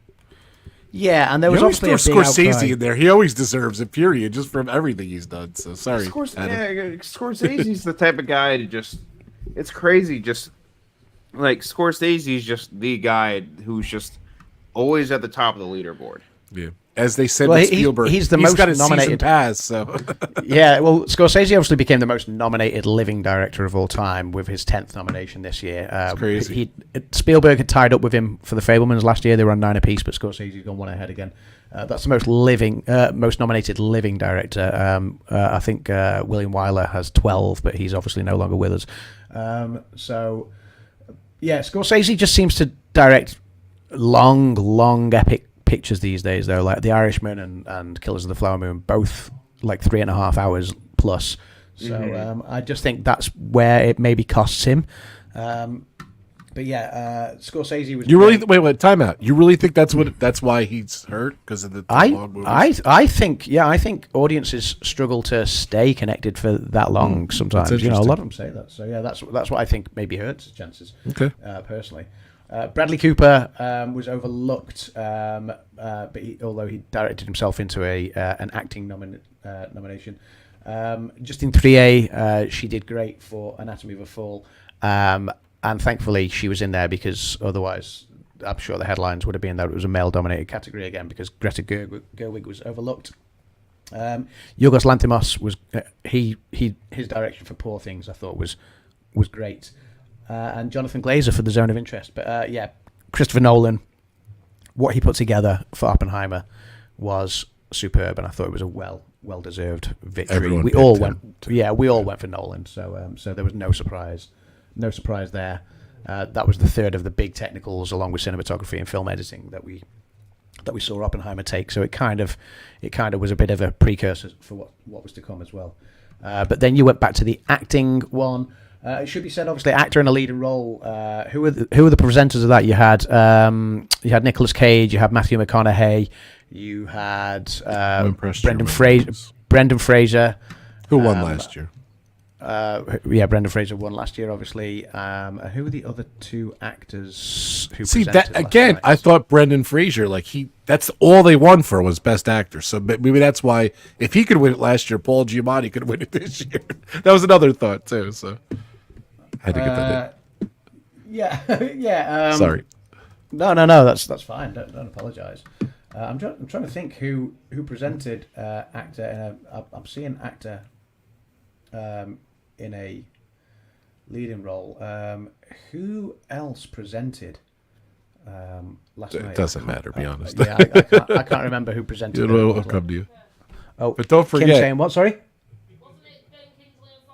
Yes, it was. Yes, it was Ben Kingsley and Forrest Whitaker. Thank you, Kim. Right. Yes, thank you. Forrest Whitaker was a little off, but So it by the way, it was a great category. Adam's winning up until this. So. I was winning up until this point. The next category though was for actress in a leading. So much. This was the closest race of the night for actress in a leading role. I'd seen percentages given out. It was either by Variety or Vanity Fair. I can't remember. I think they'd taken like an opinion poll of some Academy voters. Bearing in mind there's over 10,500 Academy voters. They probably only questioned maybe 100 of them or something like that. But based on what they were told, it came to the Best Actress race. It was literally a 2-horse race. One of them had 49-point-something%. The other one had 48-point-something%, and the other three had literally a fraction of the vote. This was like of an opinion poll from about 100 people beforehand. Yeah. So it was a 2-horse race between Lily Gladstone and Emma Stone. Lily Gladstone and Emma Stone, and it was the closest race of the night. So this was for.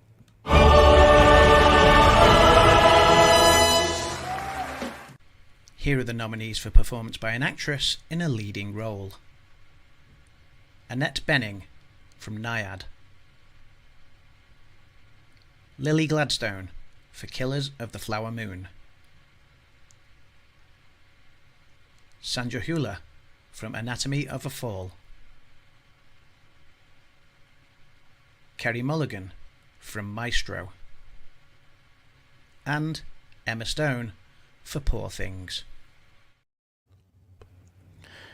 It should be said, I don't know, we're going to gloss over this, but Annette Bening's performance in Naiad was great.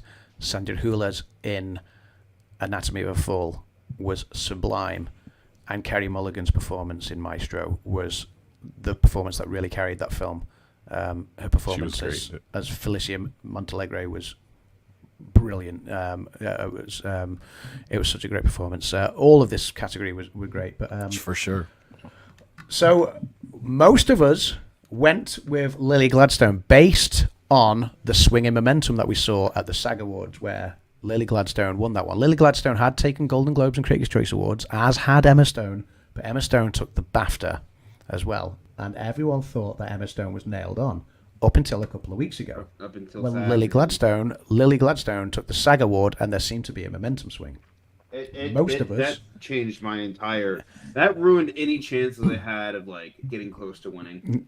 Yeah, 8 of the 12 of us went with Lily Gladstone, including myself. Rob, for a long time, was the only person to have backed Emma Stone. Although Grace, I think Grace changed her vote from Lily to Emma. Mm-hmm. Noah and Kim all went with call, Emma Stone, and Emma Stone was the winner. And that was her acceptance speech was great. I did feel for Lily Gladstone because she was the first Indigenous American nominee, and that would have been a history-making moment if she'd won the Oscar. So I did feel for Lily Gladstone, but deep down all along I was rooting for Emma Stone's performance. I thought Lily Gladstone's performance in Killers of the Flower Moon was very understated and very solemn because of the subject matter. Was Emma Stone had to really take that character, that Bella Baxter character, and completely make it her own, and it was a very bold performance, and I thought she was well deserving of this. Right. What did you think? Lily's, she's so young in her career too. There's going to be so many more chances for her to win it. Hopefully. Yeah. All right, on to the big one. Unfortunately, I got to run. We have Brandon's to run as well. So we will do the last one now. So here we go, the big Me and award Em of are the tied, by the way, night, so. and we are tied at this We're point. tied, and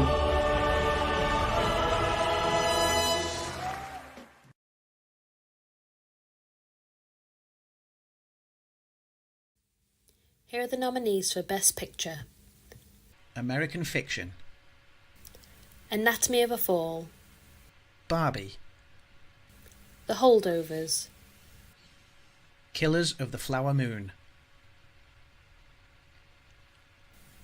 Maestro, Oppenheimer, Past Lives,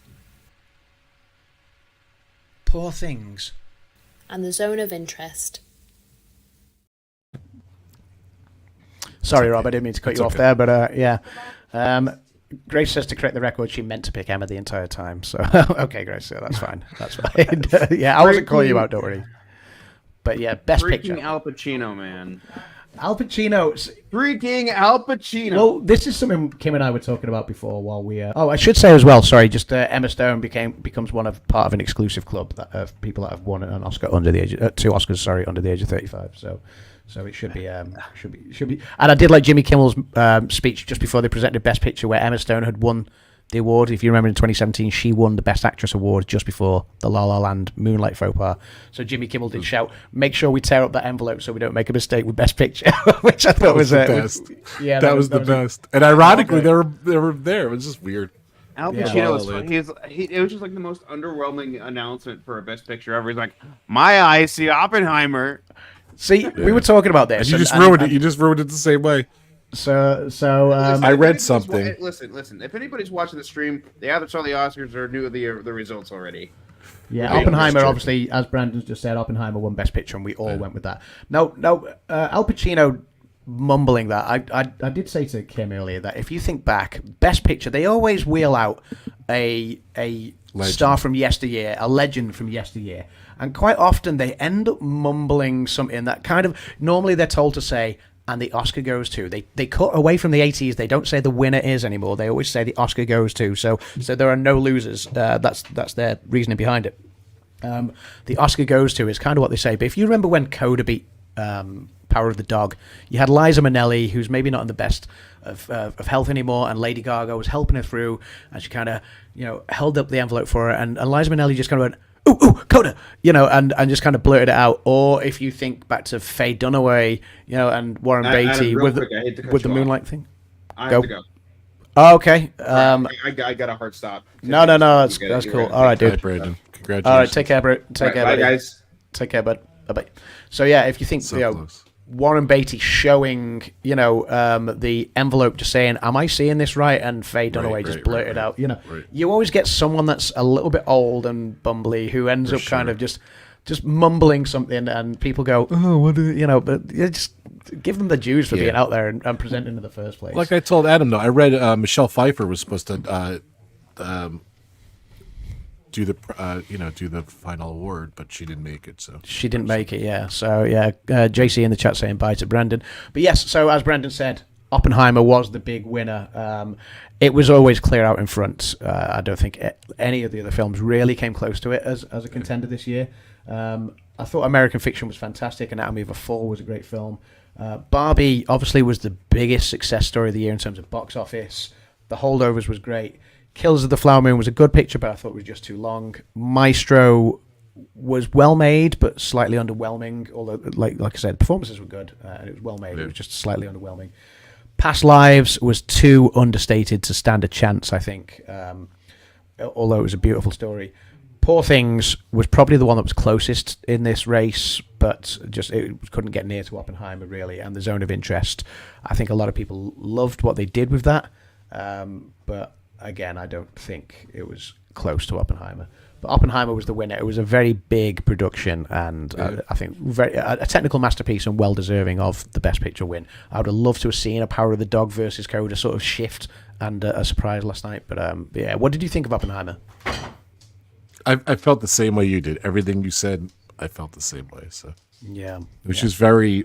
But it's funny because after Brandon kind of explained it to me, kind of thought more of it, and unfortunately, like you said, if you watched it twice, you'd probably get it more. But based on what you and Brandon were talking about in an earlier stream, like if you kind of see the way they structured it, but like I don't need to know that. I don't need to, and I'm not a huge, just not a big fan of Christopher Nolan. I just don't really like his other movies. I never even seen him. I don't think.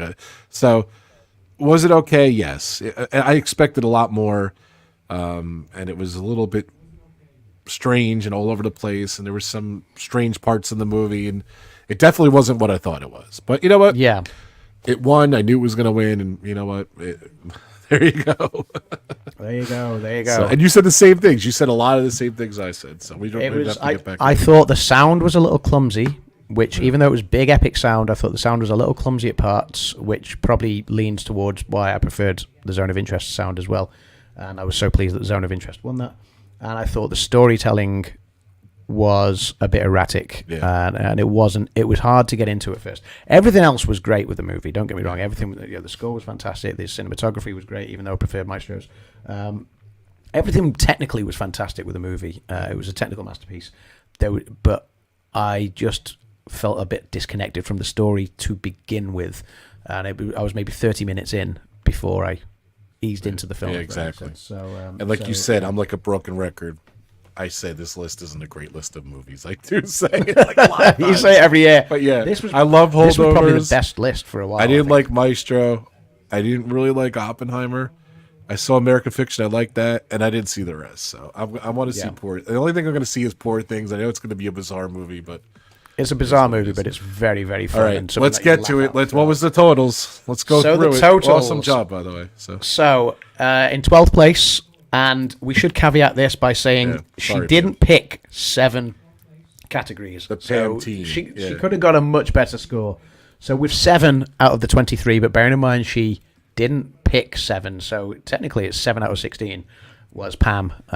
So Pam Big and Pam. Connie, I believe it was. Team Pig, Big Pam. Yeah, team. Yeah, the Pamely. So the pink Pamely. Then both tied with 11 correct each. You had Disnoa and Ray. So they both got 11 each. So well done, guys. Good job, guys. Good job, Pam, yeah. too.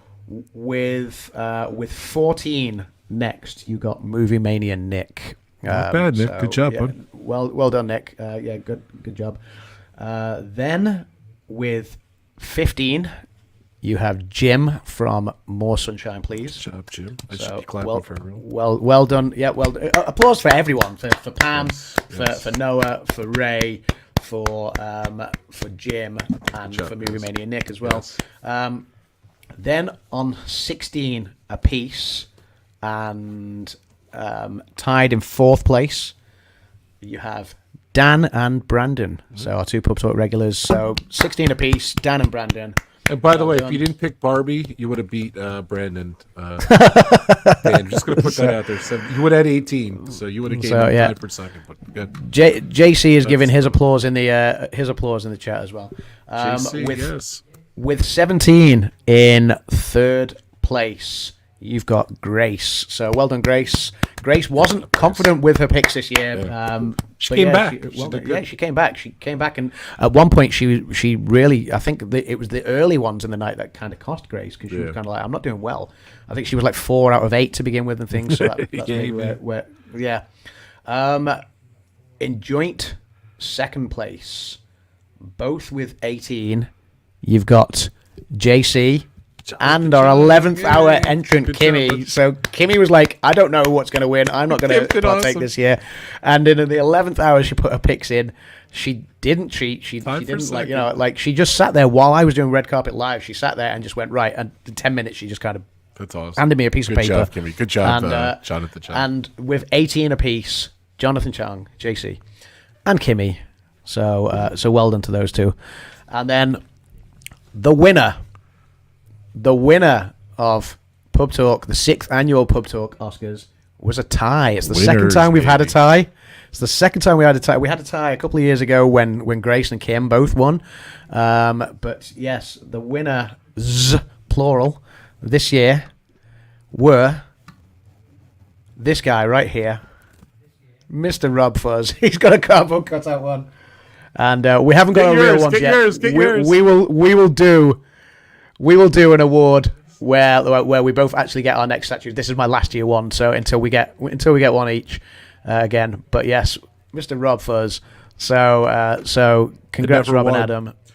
And So, if I just picked what's his name, I would have won. if you'd picked Cillian Murphy, I you would have just won picked it. Cillian so- Murphy, I would have won. But it's yeah, okay. I don't so- care. I'll be honest with you. I'm proud of we tied together. So awesome So job, Adam. here you I'm go, very buddy. proud. I've won 4 out of the previous 5 already. So I've done my speeches a few times, and there will be a presentation video, I'm sure, at some point. A bit of fun, like we did with the Everything Everywhere All at Once at the start of this award season for last year. But Rob, this is your chance, buddy. This is your chance. My first time. So go away with your acceptance. I'm so speech. proud Let's of tying with Adam because Adam won. How many movies did you watch? go. 39. He watched 39 movies. I watched like 6, and I still tied with him to win. I definitely got lucky. I didn't feel confident, but I did it. Thank you so much. I'd like to thank the Academy just because I wanted to say that, and I'd like to thank Pub Talk and the amazing everyone in the chat. And of course, Kimmy, thank you so much for coming in second. That's awesome. Time for second. So thank you so much. Okay, take your acceptance speech. This is for you, Rob. Oh, thank you, bud. I would like to thank everyone who partook because it's great fun year on year. We always have a lot of fun doing this. We do. And maybe we'll get I don't think Kay's done it this year. Dan says I watched one, was just ninjaing. So Dan's in the chat. Hey Dan, how you doing? He was ninjaing. He watched one. So yeah, Dan to get 16 after you've only watched one, you did really well. And I know you picked Barbie, which you weren't a big fan of on a few ones. So yeah, you did really well there, buddy. So Barbie, Dan, disappointed. yeah, so hopefully this year's movies were better than last year's. So yeah, he's talking about for the 2025 97th Annual Academy Awards in a year's time. So, but yes, my acceptance speech. Let's say thank you to everyone for playing along. Because it gives us reason to try and step up and it gives It's one thing if we're just competing against the 4 of us, but when there's 12 of us, or maybe next year there might be 15 of us, or whatever, it's good fun. It makes us even more determined to get our picks right, and it's just a good chance to watch films that I might not otherwise choose to watch, and some of them I'm really pleased that I watched. So thanks to everyone for playing along. Yeah. Thanks to Rob for picking Paul Giamatti. And, Get me back, Good. That's awesome. And yeah, thanks. Just thanks to thanks for everyone for supporting this, because this was great. If you didn't see on Thursday night, I posted a video of just a roundup of the nominees. Awesome. And I've done it every year where I'll do like a roundup of the nominees, and it'll get a few views, not loads, but it'll get like a few views. Obviously, I'm not blessed with thousands of subscribers or anything like that, but this one from this year has done remarkably well. So yeah, I'm really pleased with it. If you haven't seen it, and if you're not familiar with this year's Oscar nominees, and you didn't get a chance to watch 39 films or anything like that, then this is like a 16-minute video that I put out on Thursday night. Go and watch it, and I'll tell you about what was nominated this year, and for what categories and things like that. But yeah, this has been a really fun award season once again. I can't believe how quick it came round. I'm sure the next one's going to come around even quicker, because this year's going to go by like an absolute whirlwind. Emma Thomas almost forgot to thank the Academy when she gave her acceptance speech as well, as the producer of Oppenheimer, which was hilarious. She was like, "Who else am I forgetting to thank?" Oh, the Academy. And, that was a great moment. Dan says Barbie was in my top 3 worst films I've ever seen. Yes, but Dan, I'm Just Ken is in my top 3 songs of all time, I think. So, so yeah, it's maybe not quite, but it was a great moment and a great performance last night. We're going to wrap this up. We're going to wrap this up. It was a great award season. With this year having a wedding and everything, it's going to go by like a blur. We'll be in award season again in 5 minutes' time. It'll go quick, and we'll make sure we get a video of Rob and I actually having the proper presentation of our statues for this year. So thanks to everyone in the chat. Check out the podcast, the Pub Talk the Pubcast, if you like, or thanks to anyone who's listening on the Pubcast. We are live on Rob's channel for Pub Talk on Friday for St. Patrick's Day. Oh yeah, that's right. I'm sure we'll also cover one or two other things. We'll maybe go over one or two other things as well. So top 3, so behind Jaws 4 and what other movie, says Grace to Dan. And Jaws 4 is way better, he says. Kay is so proud of Tob, who I think is Rob, but I'm proud of Tob as well. Thanks, so Kay's awesome. It's been a great year. I've really enjoyed it. What do you think, Rob? It was a great year. Too much fun. Yeah. So. Yeah, I know you've got to bounce. I gotta go. We'll wrap this up here, but yeah, thank you so much, everyone, for partaking. This has been a Pub Talk production. The end of the award season, the end of Oscars. Thanks a lot, guys. Have a great week. It is it's only Monday, but we'll be back on Friday on Rob's channel. So with more drinks, I'll probably be back on the non-alcoholic Guinness by then, but yeah, it'll still be Guinness for St. Patrick's Day, and we'll see you in Rob's pub on Friday night for the next episode of Pub Talk. Oscars 2024, 96th Academy Awards, done and dusted. It was a great one. It's fair to say it was probably one of the more enjoyable ones in recent years, certainly since the pandemic. So here's to next year. Here's to the winners. Cheers, here's to everyone who took part, all the nominees, all the Pub Talk family. Thanks so much, and we'll see you again soon. Take care, guys.